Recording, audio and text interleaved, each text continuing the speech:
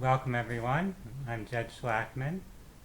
I work as a holistic counselor, spiritual energy healer, and hypnotherapist. I also am an author, and in this video I'll be reading a chapter from my book, Consciousness, Creation, and Existence, A Guide to the Grand Adventure. You can find the book in both ebook and hard copy format on Amazon. So we're going to get into the chapter of the book. It's chapter 10. And let's see how it goes. We start out at the beginning with a quote from the Handbook for the New Paradigm, Volume 3, which states, "Through the coordinated and integrated action of the first three laws of the universe, the fourth law of harmony and balance will manifest into reality."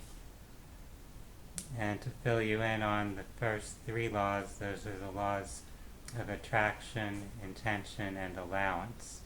So the fourth law is the law of harmony and balance. Faith versus fear.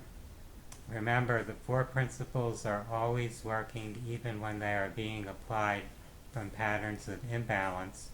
So if one displays an intention to control rather than allow, that individual will continue to attract related experiences until learning to practice allowance on the path toward balance.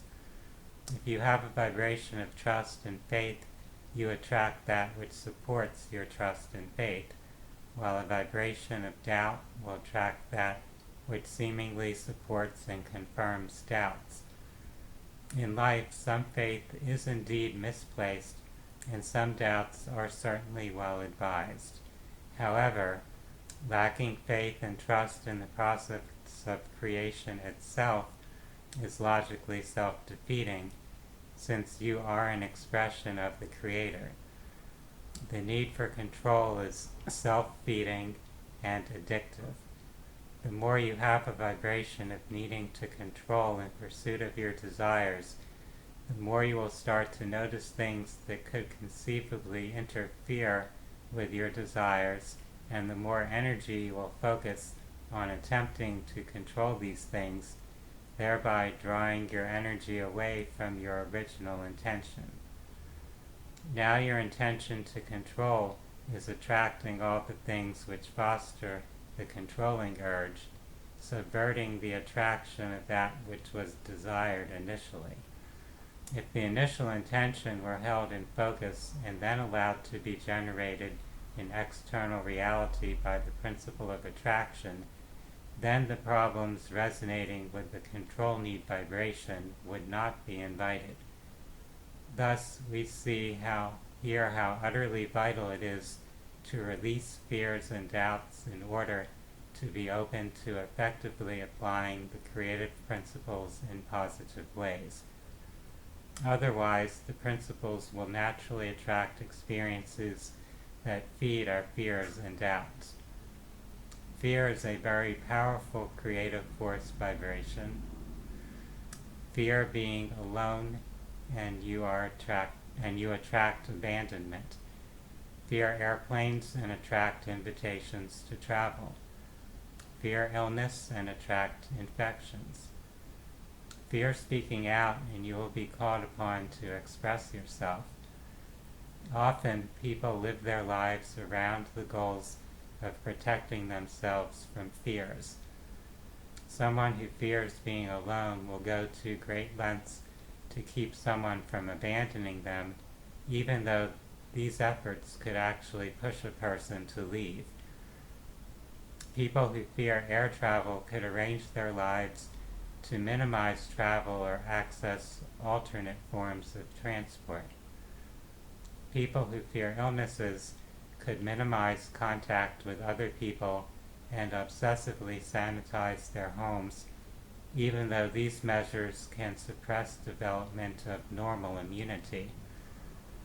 Those who fear speaking out could stay quiet and subservient, often living in silent misery as a result. This shows the power of fear and its role in limiting our creative potential. As I was writing this book, the power of fear was starkly brought to my awareness by a story told to me by a woman who interviewed me. This woman was a Jewish woman native to the British Isles who had spent a number of years teaching in Israel. She reported that a friend of hers had been very fearful of terrorist bombings while living in Israel and seemed to have a paranoia about this subject. Her friend had more recently moved to England because she couldn't stand being in Israel and constantly fearing that she would be a victim of terror. Then, in July of 2005, there was a set of terror bombings in the London subway. Her friend was reported as one of those missing and lost in these bombings. While this story may seem tragic to many, perhaps this occurrence may allow the spirit to learn from an afterlife perspective that we can't run from our fears. We will continue to attract ourselves toward experiences that will bring up our fears until we shift our consciousness and release the fear. Fears are generally based upon distorted or imbalanced patterns of consciousness. Fear is generated by a part of self that has forgotten its own essence. We have fears of the unknown even though the self from which we arise knows all. We fear death even though our consciousness is eternal. We fear loss and abandonment even though we are always connected to God and must always let go of what we are attached to in order to move on to new experiences. This is not good or bad, of course. Fear is an energy that is vital to the existence of this layer of reality. It helps make things the way they are and challenges each of us to transcend the limitations we have created for ourselves. And that concludes Chapter 10 of Consciousness, Creation, and Existence, The Guide to the Grand Adventure.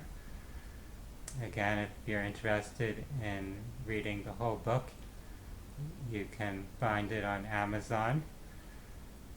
For those that are interested in holistic healing and spirituality resources, I welcome you to visit my website, phinsights.com, phinsights.com. For now, I'd like to wish everyone a wonderful day. Namaste.